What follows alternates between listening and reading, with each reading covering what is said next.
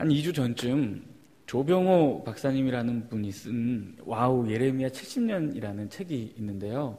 이 책을 굉장히 재미있게 읽었던 적이 있습니다. 이스라엘 백성들이 바벨론의 포로로 잡혀가서 70년의 세월을 보내는 그 이스라엘 백성들의 70년 역사를 기록한 책인데요. 그 책이 굉장히 쉽고 재미있어서 앉은 자리에서 단숨에 읽었던 기억이 있습니다. 이 책을 읽으면서 몇 가지 깨달음을 얻게 되었는데요. 오늘 전하는 이 하나님의 말씀, 이 설교의 핵심 주제도 이 책에서 비롯되었고요. 또 오늘 본문을 설명하는 데 필요한 많은 내용들도 이 책을 참고하였음을 말씀드리겠습니다. 마태복음 16장에 보면 예수님께서 그 제자들에게 질문을 하십니다. 얘들아, 사람들이 나를 뭐라고 이야기하더냐? 사람들이 나를 뭐라고 생각하고 있더냐? 너희들 혹시 들은 이야기 없니? 라고 제자들에게 물을 때 제자들이 대답합니다. 들었습니다. 몇몇 사람들은 예수님더러 세례요한 같다고 얘기하기도 하고요. 몇몇 사람들은 엘리야 같다고 얘기하기도 하고 몇몇 사람들은 또 예레미야 같다고 이야기하는 사람들도 있습니다. 라고 대답했습니다. 세례요한은 이미 예수님께서 이 질문을 제자들에게 하실 때 이미 형장의 이슬로 사라지고 없는, 이미 죽은 후였습니다. 그러나 세례요한이 강력하게 그 요단강가에서 세례를 베풀며 선포했던 하나님 나라의 말씀, 그리고 회개를 촉구했던 그 강력함이 예수 그리스도의 말씀에서 묻어나서 그랬는지 이스라엘 백성들은 이 예수님의 모습 속에 세례요한을 보았던 것 같습니다. 그래서 세례요한 같다고 이야기했던 사람들이 있었던 것 같습니다. 또 엘리야는 갈멜산에서 오직 하나님 한 분만이 유일하신 하나님이신 것과 오직 한 분 하나님만이 살아계신 우리의 하나님이신 것을 강력하게 선포하며 이방의 모든 신들을 담대하게 물리치고 하나님의 살아계심을 드러내었습니다. 예수 그리스도의 말씀에도 능력과 권세가 있었고요. 오직 하나님 유일하신 그 하나님을 증거하시는 예수 그리스도의 그 능력과 권위 속에 엘리야의 강력함을 사람들이 또 엿보았던 것 같습니다. 그런데 사람들이 또 예수님을 예레미야로 비유하기도 하는데요. 그러니까 이 이스라엘 백성들에게는 예레미야, 구약 성경에 등장하였던 어떤 이미지가 예수님의 모습 속에도 등장하였던 것입니다.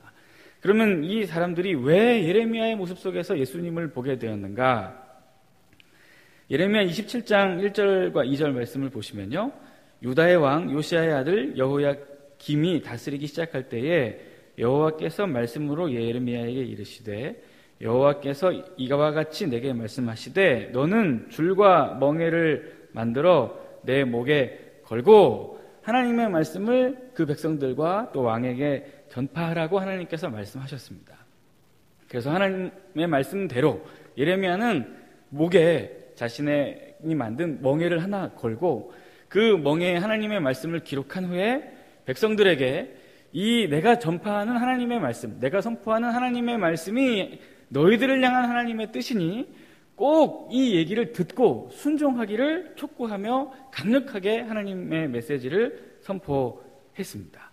이것이 너희를 향한 하나님의 뜻이요, 이것이 지금 너희들이 질 수 있는 가장 가벼운 인생의 짐이니 꼭 내가 지금 목에 맨 이 멍에를 너희들도 짊어매도록 예레미야가 강력하게 촉구했었습니다.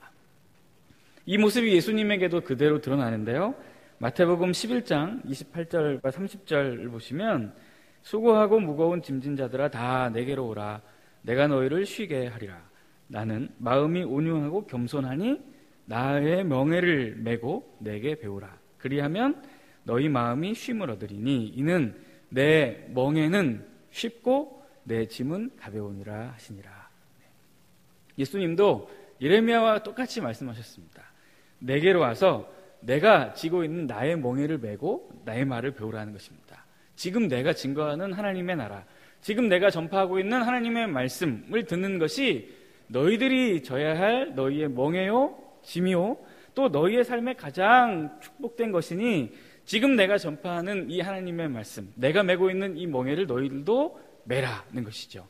그래서 율법에 순종해야 하는 그 눌림, 그리고 사회적인 부조리와 또 식민생활로 비탄에 빠진 사람들을 자유케 하시려는 예수 그리스도께서 선포하신 하나님의 말씀, 그 예수 그리스도께서 짊어지신 멍에를 예수님도 사람들에게 감당할 것을, 이것이 가장 너희들에게 좋은 것임을 예수님도 예레미야처럼 말씀하셨습니다. 그러니까 아마도 이스라엘 사람들은 이 예수님의 모습 속에서 멍에를 메고 하나님의 말씀을 전파했던 예레미야의 모습을 보았던 것 같습니다.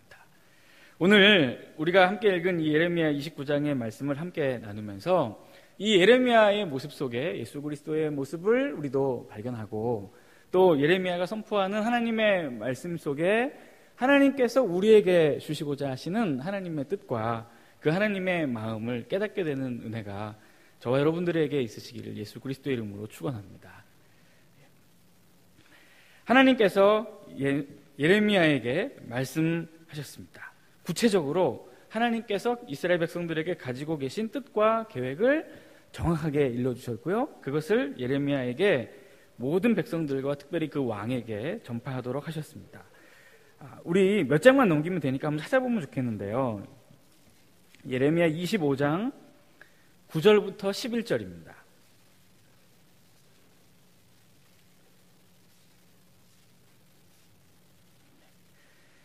찾으셨으면 같이 한번 읽겠습니다. 시작. 보라, 내가 북쪽 모든 종족과 내 종 바벨론의 왕 느부갓네살을 불러다가 이 땅과 그 주민과 사방 모든 나라를 쳐서 진멸하여 그들을 놀램과 비웃음거리가 되게 하며 땅으로 영원한 폐허가 되게 할 것이라. 여호와의 말씀이니라. 내가 그들 중에서 기뻐하는 소리와 즐거워하는 소리와 신랑의 소리와 신부의 소리와 맷돌 소리와 등불빛이 끊어지게 하리니 이 모든 땅이 폐허가 되어 놀랄 일이 될 것이며 이 민족들은 70년 동안 바벨론의 왕을 섬기리라. 이것이 예레미야에게 전하라고 주신 하나님의 말씀입니다. 즉 이스라엘 백성들에게 가지고 계셨던 하나님의 뜻입니다. 이스라엘 백성들을 멸하시겠다는 것이고요, 이스라엘 백성들을 바벨론의 포로가 되게 하고 그 땅을 황폐하게 만들어버리겠다는 것입니다. 그리고 이 이스라엘 민족들이 70년 동안 바벨론이라는 나라의 포로가 되어서 생활하게 될 것을 이스라엘 백성들에게 전파하도록 예레미야에게 하나님께서 말씀하셨습니다. 그리고 실제로 예레미야는 이 하나님의 말씀을 그대로 받고 이 유다 백성들의 왕과 모든 백성들에게 이 하나님의 말씀을 그대로 선포하였습니다. 이 예레미야가 하나님의 말씀을 받고 있었던 이때 당시 그 고대 근동 사회는 굉장한 긴장감이 흐르던 사회였습니다. 북이스라엘 있죠. 북이스라엘을 멸망시킨 아수르의 세력이 점점 약화되고, 지금 이제 남유다 왕국을 멸망시키게 될 바벨론의 세력이 점점 그 세력을 확장하는 시기였습니다. 이때에 이 바벨론의 세력을 견제하고 또 자신들의 나라와 안위를 지키고자 남유다에서 이를테면 국제 컨퍼런스 회의 같은 것을 개최합니다. 그래서 남유다의 왕이었던 시드기야가 그 주변에 있었던 에돔, 모압, 암몬, 두로, 시돈과 같은 주변국들을 다 모아놓죠. 그리고 이 사람들과 함께 머리를 맞대고 어떻게 하면 이 바벨론의 침략에서 우리 민족을 보호하고 살아남을 수 있을지 지혜를 맞댑니다. 거기서 한 선지자가 하나님의 뜻을 선포한다고 하면서 하나님의 뜻을 모든 사람들에게 알게 하는데요. 이때 등장하는 사람이 누구냐면 예레미야와는 척을 진, 예레미야와는 원수가 된 거짓 선지자 하나냐라는 사람입니다. 이 하나냐라는 선지자가 이 국제회의에서 다음과 같이 거짓말로 하나님의 뜻을 선포하면서 백성들을 안심시키며 백성들의 마음을 얻습니다. 자, 우리 이것도 한번 같이 찾아서 읽어보면 좋겠는데요. 예레미야 28장입니다. 28장 1절부터 4절입니다.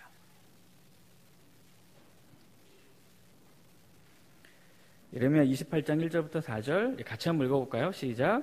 그해 곧 유다왕 시드기야가 다스리기 시작한 지 4년 5째 달 기브온 아술의 아들 선지자 하나냐가 여호와의 성전에서 제사장들과 모든 백성이 보는 앞에서 내게 말하여 이르되 만군의 여호와 이스라엘의 하나님이 이같이 일러 말씀하시기를 내가 바벨론 왕의 멍에를 꺾었느니라.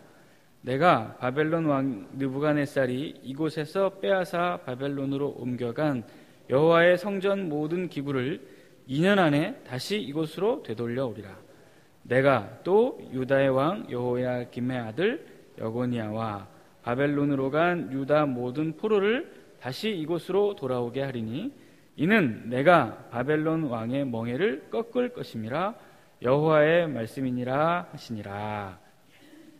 이것이 하나냐의 말이었습니다. 지금 예레미야는 하나님으로부터 말씀을 받았습니다.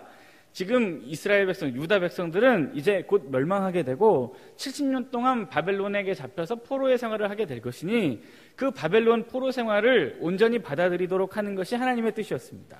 그러나 이 거짓 선지자인 하나냐는 이스라엘 백성, 이 유다 백성들과 모여있는 모든 사람들에게 하나님의 뜻이라고 하면서 거짓된 말로 이 사람들을 홀립니다. 2년 동안만 고생하면 된다 이겁니다. 지금 바벨론이 우리나라를 침략해서 속국으로 삼기는 삼을 건데 2년의 세월만 견디면 하나님이 바벨론을 꺾고 우리 민족에게서 데려간 모든 포로들 다 해방시키고 우리 민족으로부터 가져간 모든 성전의 기물들과 보물들을 다 우리 땅으로 다시 돌려오게 해주신다고 하셨다. 하나님이 분명히 내게 말씀하셨다. 그러니까 우리 힘들고 어렵지만 한 2년 정도만 잘 버텨봅시다.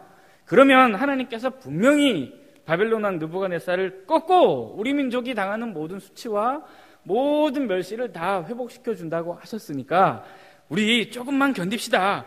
2년만 견딥시다 라고 거짓으로 하나님의 말씀을 선포한 것입니다. 이때 사람들이 막 다 하나님의 말을 듣고 안심하면서 아멘 아멘 하나님 감사합니다. 우리 하나님의 말씀을 따라 순종하면서 2년만 잘 견디겠습니다.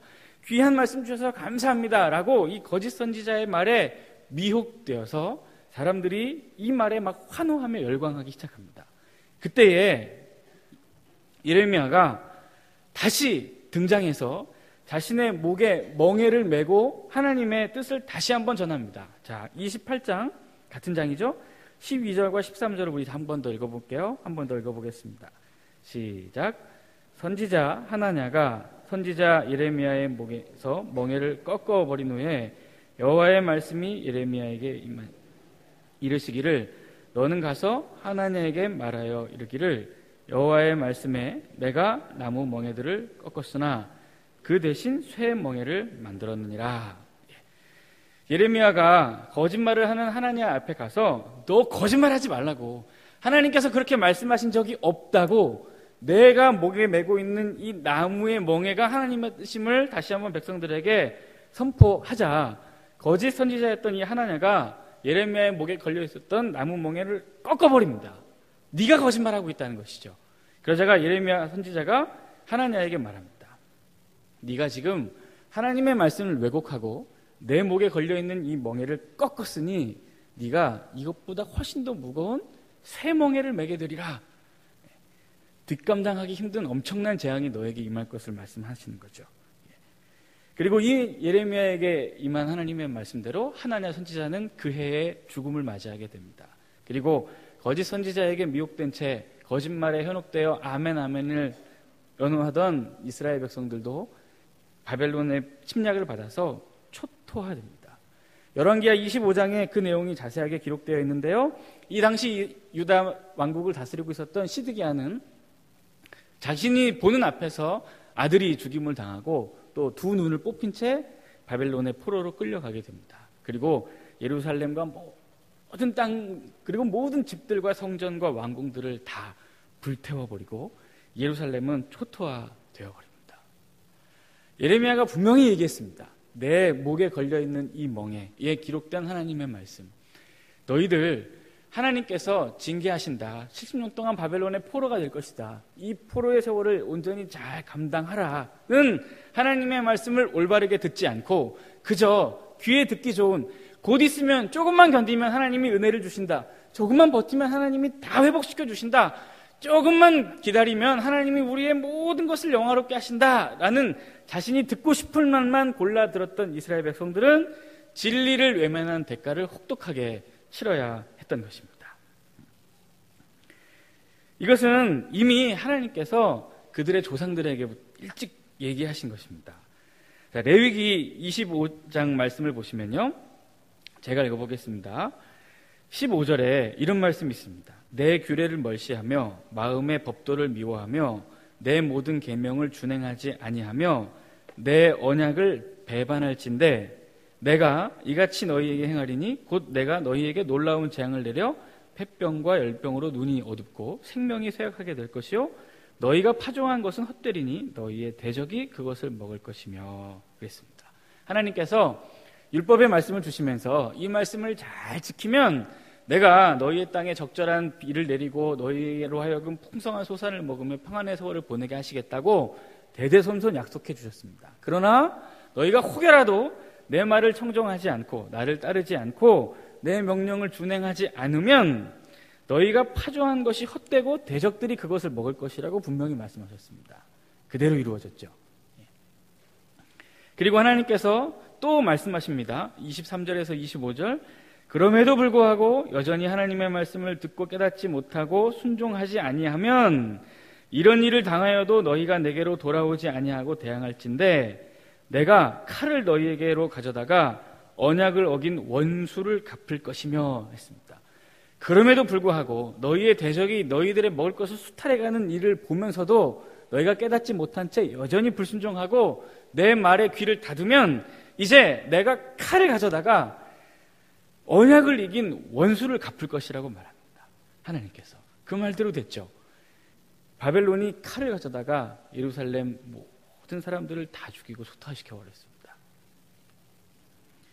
하나님께서 여전히 또 말씀하셨습니다.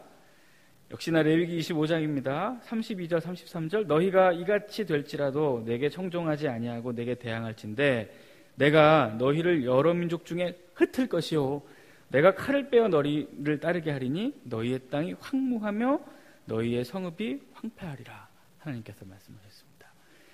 그럼에도 불구하고 너희 대적들이 칼을 들고 들어와도 그럼에도 불구하고 여전히 바벨론이 지금 막 칼을 들고 너희를 침략하고자 하는 그 위기의 상황임에도 불구하고 내 말을 기억하지 않고 여전히 불순종하면 하나님께서 칼을 빼서 너희를 따르게 하고 너희를 여러 민족 중에 흩어버린다고 주님이 말씀하셨습니다. 그리고 그 말씀이 여전히 불순종한 이스라엘, 여전히 듣고 싶은 말만 골라서 들으며 진리와는 상관없는 삶을 살았던 이스라엘 백성들의 삶에 그대로 이루어졌습니다. 하나님의 말씀에 순종하지 않았던 불순종의 대가, 그리고 하나님을 믿는다고는 하지만 하나님의 말씀을 듣고 산다고는 하지만 진짜 하나님의 말씀이 아닌 내가 듣고 싶은 얘기만 골라서 들었던 왜곡된 신앙생활의 대가를 이스라엘 백성들은 혹독하게 치러야 했다는 것입니다. 사랑하는 모든 성도 여러분, 우리가 이 시점에서 한 가지 꼭 생각해 봐야 할 것이 있습니다.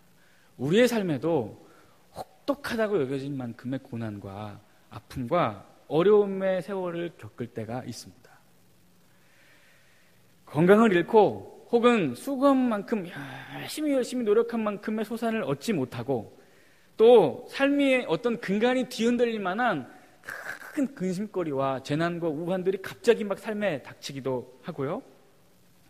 정말 영혼이 피폐해져 있고 내가 지금 뭐하고 사는 건지, 내 삶이 무엇인지, 지금 사는 게 사는 것인지를 한 번쯤 심각하게 고민하게 될 만큼 큰 문제와 어려움들이 우리 삶에도 엄습하게 된다는 것입니다. 여전히 교회를 안 다니는 것 아니고 예배를 안 드리는 것도 아니지만 그럼에도 불구하고 내 삶에는 나아진 것이 없다는 것입니다. 이런 때가 우리의 삶에도 분명히 있습니다. 마치 이스라엘 백성들이 불순종의 대가로 혹독한 대가를 치러야 했던 것처럼 내 삶에서 이러한 고난과 어려움들, 도저히 감당하기 힘든 문제들과 내 삶의 근간이 뒤흔들 만한 엄청난 재앙들이 일어나는 것과 또 삶의 의미가 무엇인지, 도대체 내 영혼은 지금 살아있는 것인지를 심각하게 고민할 만큼 심각한 영적인 기근의 상태에 직면하게 될 때 우리는 반드시 생각해 봐야 할 것입니다. 지금 내가 하나님의 말씀을 잘 듣고 있는가? 또 들은 하나님의 말씀을 잘 깨닫고 있는가? 또 깨달은 하나님의 말씀대로 온전히 살고 있는가? 하나님의 말씀을 여전히 듣고 있고 교회 나오고 있고 예배를 드리고는 있지만 진짜 하나님의 뜻과 진짜 하나님의 뜻은 관심 없고 내가 원하는 삶의 결과들을 이루어내고자 여전히 그냥 하나님의 능력을 이용해보고 싶은 마음은 없는 것인가 하는 것을 심각하게 되돌아봐야 한다는 것입니다. 우리는 보통 문제가 생기고 어려움이 닥쳐오면 당연히 기도해야 한다고 생각합니다.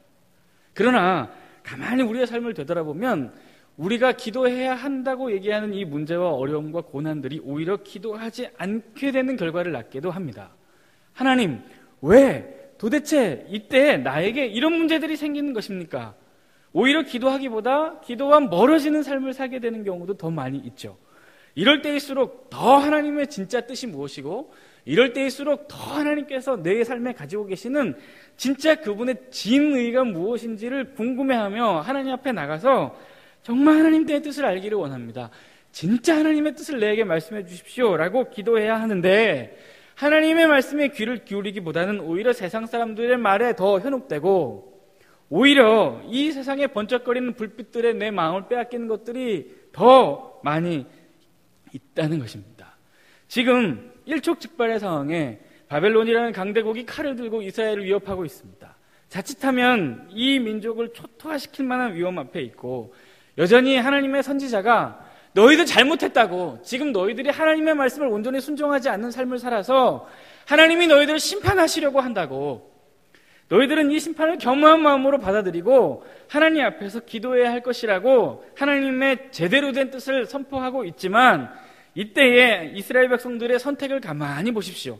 이 위험한 때에 진짜 하나님의 뜻이 그거냐고 예레미야에게 나가서 되물으면서 정말 하나님의 뜻이 그거냐고, 진짜 하나님께서 우리에게 원하시는 것이 그거냐고 정말 하나님의 말씀에 귀를 기울이면서 기도하고 있는가? 아닙니다. 여전히 듣고 싶은 얘기만 골라서 듣고 있습니다. 하나님의 말씀을 듣는다고는 하지만 진짜 하나님의 뜻에는 관심이 없습니다. 여전히 하나님의 뜻에는 귀를 닫은 채 내가 원하는 결과만 얻으려고 하고 있습니다. 그 결과 이스라엘 백성들은 심각한 심판과 혹독한 대가를 치러야 했던 것입니다.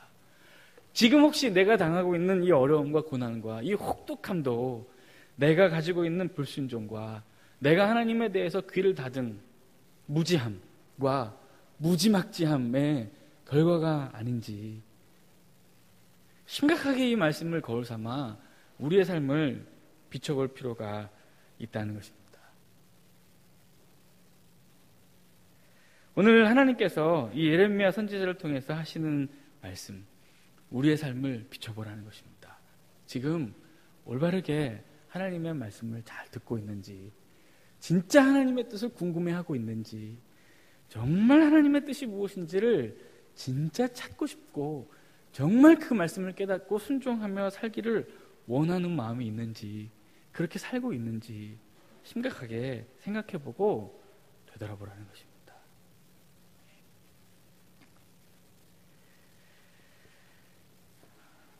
오늘 말씀이 또 우리에게 주는 귀한 교훈이 한 가지 더 있습니다. 오늘 우리가 읽은 이 본문은 불순종으로 말미암아 이스라엘 백성들이 당하는 이 고난과 혹독한 참혹한 이 삶의 대가가 결코 재앙이 아니라 하나님께서 주시는 평안임을 이야기하고 있습니다. 오늘 본문으로 한번 다시 돌아오셔서 오늘 본문의 11절을 한번 같이 읽어보면 좋겠습니다.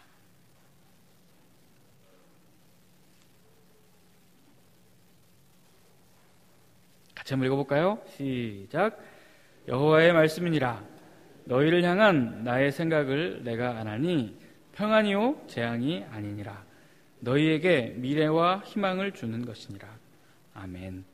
하나님께서 이스라엘 백성들에게 말씀합니다. 지금 너희들이 당하고 있는 이 바벨론 70년의 포로 생활은 결코 너희들의 삶에 허락된 어떤 재앙이나 환난이나 근심거리가 아니라 평안의 세월이라는 것입니다. 그래서 오늘 본문의 5절, 6절, 7절을 계속 보시면 너희는 거기서 집을 짓고 거기 살며 텃밭을 일구고 열매를 먹고 아내를 맞이하여 자녀를 낳고 거기서 번성하면서 그 땅이 평안하기를 기도하면서 너희도 그 가운데서 평안하게 지내라고 얘기합니다. 하나님께서 우리의 삶에 닥친 고난을 향해서도 동일하게 말씀하십니다. 지금 내가 당하고 있는 이 어려움과 고난은 하나님께서 주신 어떤 재앙이 아니라 하나님이 기쁘게 허락해 주시는 평안이라는 것입니다. 그러니 이 고난의 세월을 지내는 동안 원망하거나 불평하거나 좌절하거나 낙심하지 말고 그 고난의 세월을 있는 그대로 하나님 앞에 기도하며 평안하게 견뎌 가라는 것입니다. 왜 하나님께서 이 재앙의 세월을 재앙이 아니라 평안이라고 말씀하시는가? 우리 12절과 13절을 다시 한번 같이 읽어보겠습니다. 함께 읽겠습니다. 시작. 너희가 내게 부르짖으며 내게 와서 기도하면 내가 너희들의 기도를 들을 것이요 너희가 온 마음으로 나를 구하면 것이요 나를 만나리라. 하나님께서 불순종한 결과로 이방 백성에게 팔아버리고 그 백성들의 포로가 되어서 혹독한 세월을 보내게 하실 때에 내가 너를 그냥 버려두고 방치할 것이니까 한번 당해봐라 하지 않으셨습니다. 너희가 그 포로의 세월을 보내는 동안, 너희가 재앙이라고 여길 수 있는 그 세월을 보내는 동안, 그 세월 동안에도 너희가 부르짖으며 기도하면 내가 듣겠다. 그리고 그 포로의 생활을 하면서도 너희가 나를 찾고 너희가 나를 만나기를 구하면 내가 너희를 만나주겠다. 너희가 찾는 대로 내가 너희를 만나주겠다 하는 것입니다. 하나님께서 그 고난의 세월 속에 그냥 버려두고 방치해두지 않으시고 여전히 네가 하는 기도에 응답하시고 여전히 네가 부르짖는 간구에 귀를 기울이시고 그 기도와 간구대로 응답하시며 너를 만나주시겠다는 것입니다.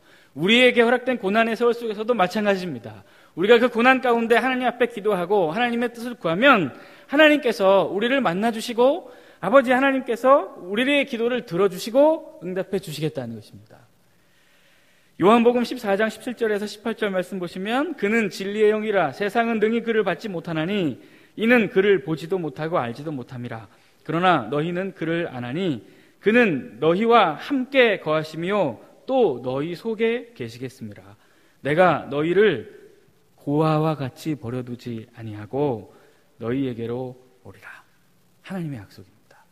하나님은 결코 재앙과 같은 세월, 벗어나고픈 고난과 힘든 문제의 세월을 보내는 동안에도 우리를 고아와 같이 버려두지 않으십니다. 방치해두지 않으십니다. 내버려두지 않으십니다. 외면하지 않으십니다. 그 가운데에도 부르짖는 우리의 기도를 들으시고 우리의 기도를 응답하시고 우리에게 당신의 뜻이 무엇이며 당신이 원하시는 바가 무엇인지를 알려주시고 당신 자신을 우리에게 나타내 보여주십니다. 그러니 포로 생활을 하는 70년 동안에 이스라엘 백성들은 낭망할 필요가 없습니다.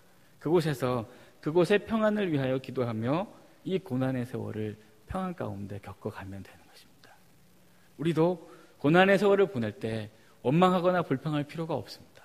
하나님이 버려두지 않고 그 고난의 세월을 보내는 동안 우리의 기도를 들어주시고 응답해 주시기 때문입니다. 또 하나님께서 이 재앙과 같은 세월을 평안의 세월이라고 명하시는 이유가 또 한 가지 있는데요. 자, 우리 14절도 한번 같이 읽어보겠습니다. 14절 함께 읽겠습니다. 시작. 이것은 여호와의 말씀이니라.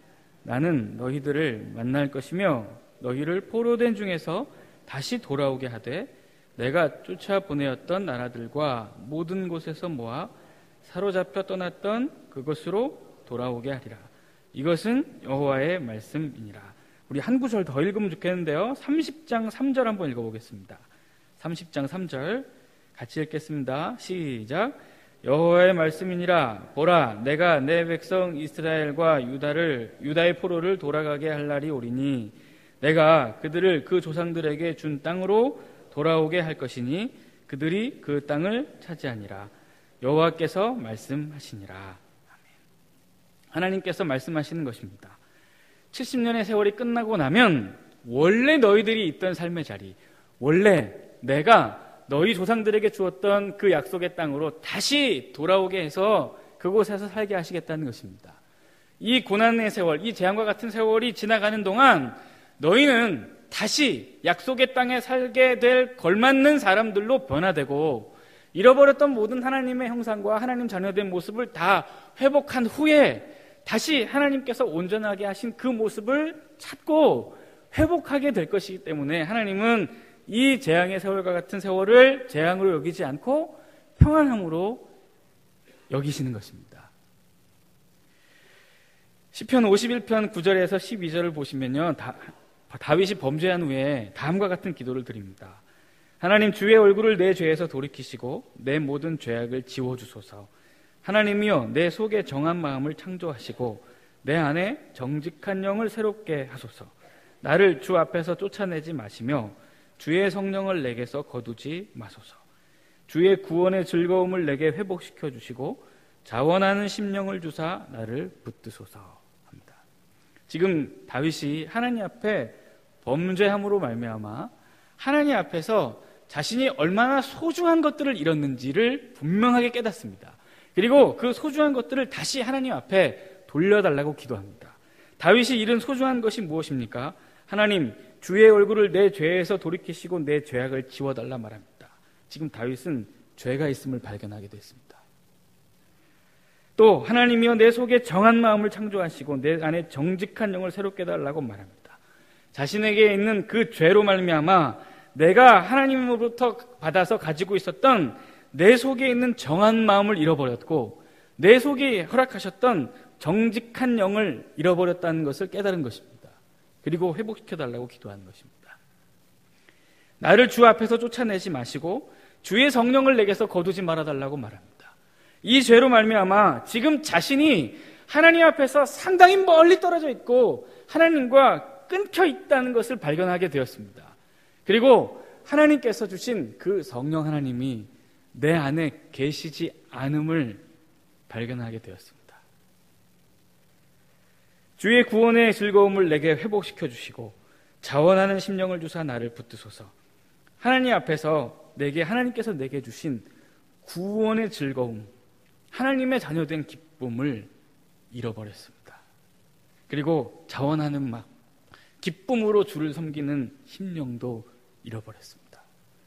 이 죄를 통해 이 뼈를 깎는 기도를 드리면서 다윗은 이 고통의 세월 속에 자신이 잃은 것이 무엇인지, 하나님께서 내게 주셨던 좋은 것들이 무엇이었는지를 다 생각하게 되었습니다.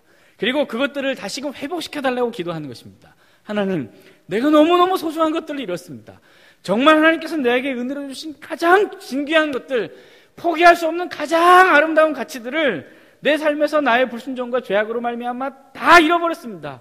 이 고통의 세월을 보내는 동안 이것을 절실하게 깨닫고 하나님 앞에 회복시켜달라고 기도하는 것입니다. 이스라엘 백성들도 이 세월을 지나는 동안 분명히 깨달았을 것입니다. 이방 백성의 포로로 잡혀가서 험난한 세월을 사는 동안 내가 하나님의 백성이었구나, 내가 구원받은 하나님의 자녀였구나, 내가 하나님의 손에 붙들려 있었던 사람이었구나, 내가 이 땅에서 이렇게 종된 모습으로 살아갈 사람이 아니구나, 하나님이 나를 이렇게 고통 가운데 내버려 두시지 않는 하나님이시구나 하는 모든 사실들을 깨닫고 회복시켜 달라고 이스라엘 백성들도 기도하며 하나님의 은혜를 구할 때, 하나님이 이 이스라엘 백성들의 기도를 들으시고 그들에게 충분한 깨달음의 세월을 허락하신 후 그들에게 모든 죄를 다 없게 하시고 그들의 모든 연약한 것과 부족한 것들을 온전케 하시고 회복케 하신 후에 그들로 하여금 원래의 자리로 돌아오게 하시는 것입니다. 즉, 이 재앙의 세월은 이들이 다시금 하나님의 모든 잃어버린 형상들을 회복하고 하나님의 은혜를 회복하는 시간이기에 하나님께서는 이 세월들을 평안의 세월이라고 명하시는 것입니다. 우리 역시 마찬가지입니다. 우리도 감당하기 힘든 삶의 문제를 가지고 또 감당할 수 없는 고난과 삶의 문제들을 경험하면서 우리가 하나님 앞에서 얼마나 멀리 떨어져 와 있었는지, 얼마나 하나님 앞에 범죄를 많이 저질렀는지, 하나님을 섬긴다고 하면서도 하나님을 온전히 섬기지 않았는지, 하나님의 말씀을 듣는다고는 하지만 하나님의 진짜 말씀과는 상관없이 내가 원하는 것을 계속해서 교묘하게 하나님 앞에서 이루어가고자 하는 이기심과 잘못된 욕심과 욕망들로 얼마나 가득 찼었는지를 깨닫게 될 것이고, 이 모든 것들을 내게서 제하시고 하나님 구원의 기쁨을 허락해 주시고 순종할 수 있는 하나님 자녀의 모습으로 온전히 회복시켜달라고 기도하는 가운데 우리도 자연스럽게 하나님 자녀의 온전한 모습, 그 아름다운 자녀의 형상을 회복하게 될 것입니다. 그러므로 우리의 삶에 허락된 재앙의 세월 같은 험난한 고난도 하나님께서 허락하신 평안인 것입니다. 사랑하는 모든 성도 여러분, 하나님께서 우리에게 오늘 이 예레미야의 말씀을 통해 분명하게 말씀하십니다. 예레미야 선지자가 그 목에 멍에를 걸고 백성들에게 선포하죠. 이스라엘 백성들아, 내 목에 걸려있는 이 하나님의 말씀을 듣는 것이 너희가 이 무거운 삶에서 버텨낼 수 있는 가장 가벼운 짐이다. 이것이 너희를 온전케 하는 길이다. 우리 예수님께서 오늘 이 시간 이 말씀을 통해 동일하게 말씀하십니다. 얘들아, 너희가 살 길은 내 목에 걸려있는 하나님의 말씀에 순종하는 것이다. 내가 지금 말씀하고 있는 이 하나님의 말씀이 진짜 하나님의 뜻임을 깨닫고 이 말씀의 의미를 올바르게 절실하게 깨달은 후에 이 말씀대로 순종하며 사는 것이 지금 너를 향한 하나님의 뜻이다 라고 말씀하시는 것입니다. 그리고 우리에게 말씀하시는 것이죠. 수고하고 무거운 짐진 자들아 다 내게로 오라. 내가 너희를 쉬게 하리라. 나는 마음이 온유하고 겸손하니 나의 멍에를 메고 내게 배우라. 그리하면 너희 마음이 쉼을 얻으리니 이는 내 멍에는 쉽고 내 짐은 가벼움이라 하시니라. 예수 그리스도께서 하나님의 말씀을 우리에게 일러주시면서 이 말씀에 순종하는 것이 우리가 질 수 있는 가장 가벼운 삶의 멍에라고 말씀하십니다. 그리고 이 가벼운 멍에를 지고 예수 그리스도를 따를 때 우리에게 참된 쉼과 참된 평안과 참된 만족과 참된 기쁨이 있을 것을 분명히 말씀하고 계십니다. 이 시간 다시 한번 성령 하나님께서 우리 마음에 역사하셔서 하나님께서 정말 우리 삶에 원하시는 하나님의 뜻이 무엇인지를 올바르게 깨닫고 또 하나님께서 우리의 삶에 촉구하시는 것들, 하라고 하시는 것들, 하지 말라고 하시는 것들을 온전하게 구하며 그대로 행함으로 말미암아 예수 그리스도 안에서 참된 쉼과 안식과 평안을 누리는 복된 저와 여러분들의 삶이 되시기를 예수 그리스도의 이름으로 축원합니다. 기도하겠습니다.